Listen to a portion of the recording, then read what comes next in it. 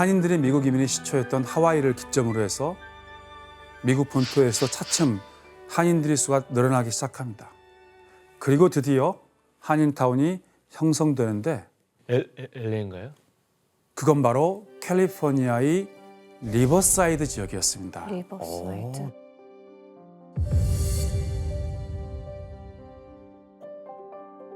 이곳에 한인들이 몰려든 이유는 세 가지였습니다.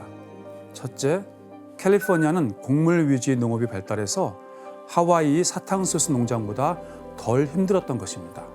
그리고 하와이에 비해 노동의 강도는 약했지만 일당이 2배일 정도로 임금이 훨씬 높았습니다.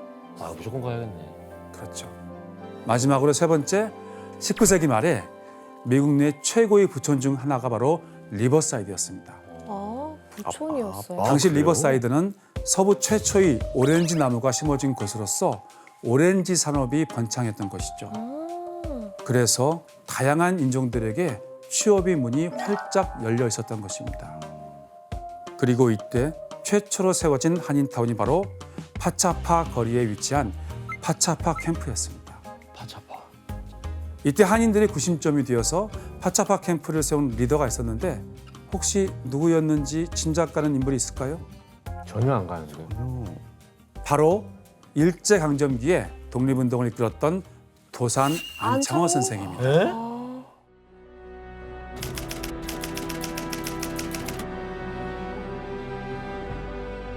안창호 선생은 한인 노동국을 설립하고 한인 이민자들을 적극적으로 도왔습니다. 이? 그리고 이때 미국 본토를 찾아온 노동자들에게 일자리를 주선해 주었던 것입니다. 이 사진은 당시 오렌지 농장에서 일하던 한인 노동자들의 모습인데 왼쪽에서 세 번째 있는 사람이 안창호 선생입니다. 오,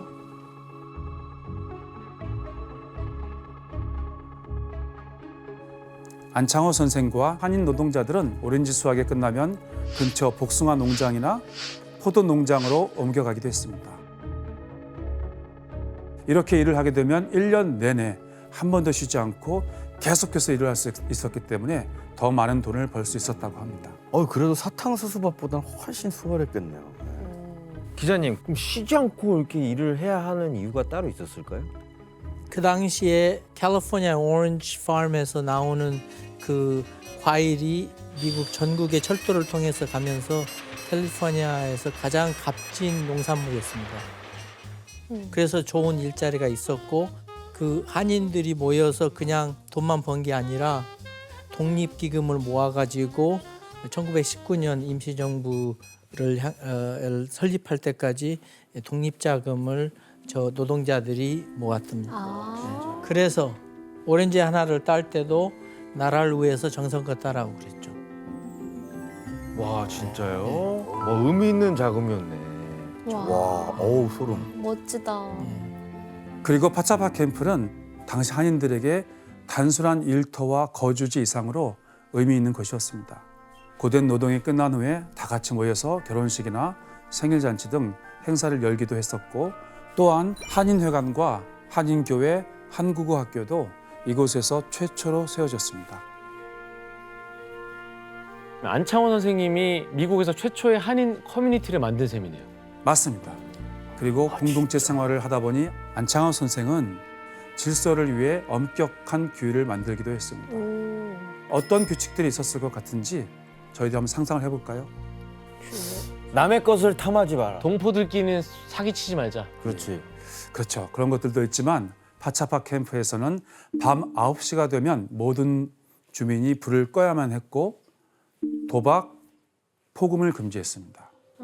복장 규정도 있었는데 내복을 입은 채로는 길거리에 나가지 못하도록 했고 흰색 셔츠를 입도록 권장했죠. 또한 장호 선생은 직접 사람들이 집을 돌아다니면서 깨끗이 청소하도록 청소운동을 하기도 했습니다. 그가 청결에 유독 신경을 쓴 이유는 더러운 모습을 보이면 미국인들이 무시당하지. 한국은 미개한 나라라서 독립국가가 될 자격이 없다고 생각할까 봐 이 점을 우려했기 때문입니다.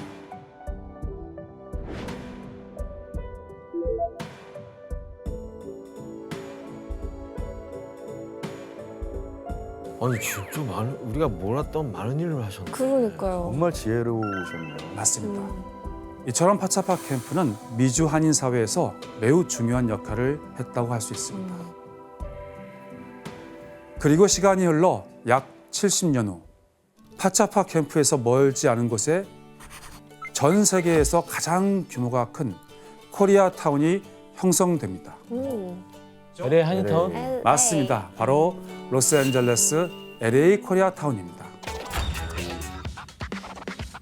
아, 지금 여기 그냥 가면은 한국 같아요. 맞아. 진짜 맞아. 너무 신기해요, 제가.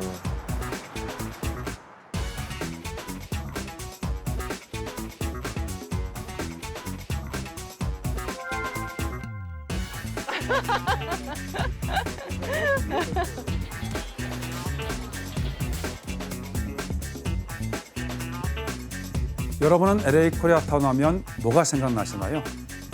저는 이제 저때 한인타운이 이제 뭐 규모가 크잖아요. 그러다 보니까 축제가 꽤 있었어요. 네. 크게 이제 한인 축제라면 거기에 이제 장도 쓰고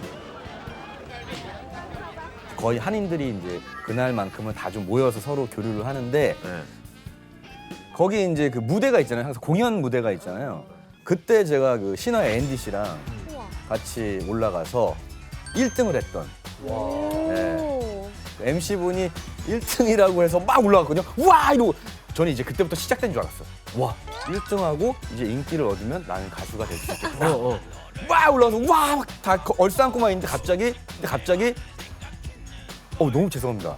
잘못 불렀네. 아, 어떡해. 그래서 옆에서 축하합니다 이러고 와. 앤디 씨랑 아 그럼 그때부터 앤디 씨와는 좀 각별하겠네요 지금. 그렇죠. 동네 동생이었고 신화의 앤디. 네.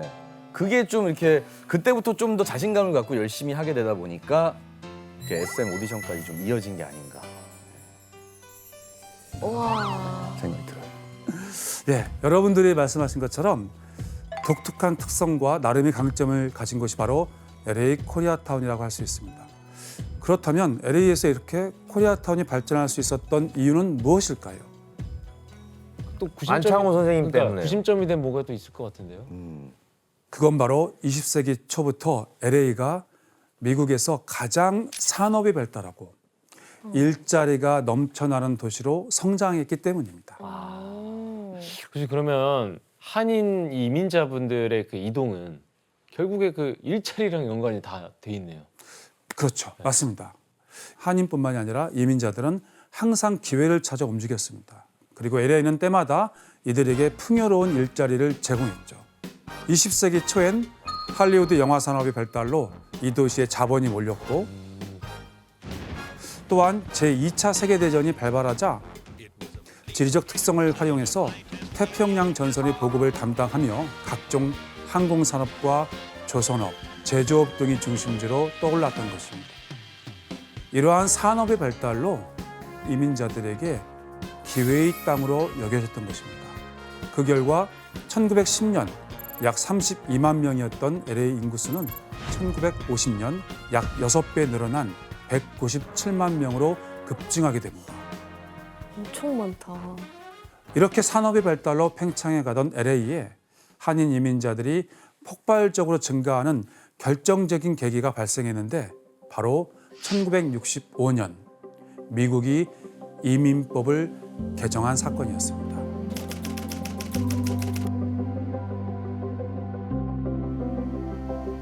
미국인 이때부터 인종과 국가에 상관없이 모든 나라의 이민자들을 적극적으로 받아들이기 시작했던 것이죠. 그러면 이 이민 개정법도 노동력 때문에 개정을 하게 된 건가요? 역시 오등생입니다. 미국은 광활한 영토와 풍부한 자원에 비해서 항상 노동력이 부족했습니다. 그래서 이걸 채우기 위해 이민자들에게 문을 활짝 열었다가 다시 배척하는 등 상황에 따라 이민 정책을 바꿔왔습니다. 이렇게 LA는 산업 발달과 개방적인 이민 정책으로 1965년 이후부터 한인을 비롯한 흑인, 히스패닉 계열 등 다양한 인종의 이민자들이 몰려들었습니다. 그리고 이런 분위기 속에서 세계 최대의 다인종 도시로 성장하게 됩니다.